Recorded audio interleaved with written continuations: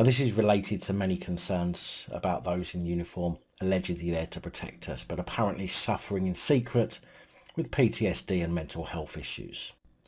It appears that the Liberal Democrats did a Freedom of Information request to 37 police forces relating to days off due to mental health. The Freedom of Information request, which was answered by just 24 of the 37 forces, apparently shows that there was a 9% increase between 2020 and 2021 in the number of plods taking days off for mental health issues. That's 457,154 in 2020, up to 497,154 in 2021. Exactly 40,000 on the nose. What a remarkable coincidence. Now let's examine that number a little. 497,154 days is 1,362 years. And we're not even considering the other days off police have taken for, say, alleged injuries or other bullshit claims, you know, for a cheeky day off. And don't get me wrong, I genuinely do suffer with mental health issues, and sometimes you really do need a day off. But I don't work in a role where the public rely on me to protect them or where I come into contact with vulnerable victims of crime. But the police forces across the UK have and are still employing people and putting on active duty people who have severe mental health impairments, putting you and me at risk.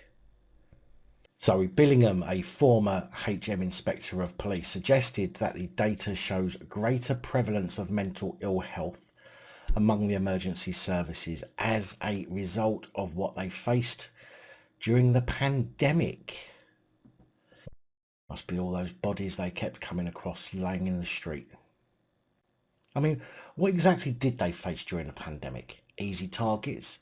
A reduction of serious crime? That's what was reported by all the forces. So tell me again, Zoe, what exactly do the police now suggest that they faced during the pandemic? If anybody suffered mentally during a pandemic, it was the public. The police still had jobs to go to. They still got paid a wage. They still went and paraded themselves for kids who had birthdays in lockdown. Still went out to party with colleagues and headbutt people, whilst we were forced to stay at home under threat of police action. Police pushing their way into people's homes to check if they had more than 4 people in attendance. Had to let our loved ones die alone in hospital. But yeah, poor plod had such a hard fucking time, didn't they? The Lib Dems have now warned that there is a mental health epidemic amongst police officers. Oh really? Who'd have guessed? It's not like I've been saying that for fucking ages now, is it?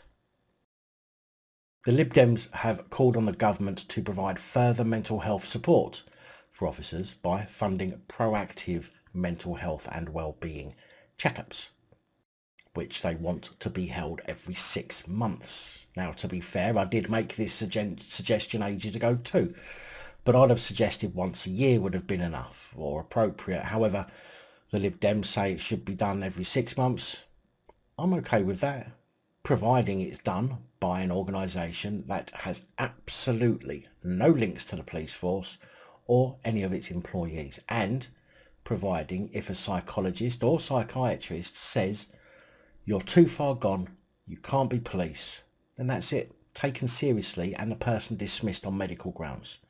Because I think we've got far too many people out there in a uniform with mental health problems.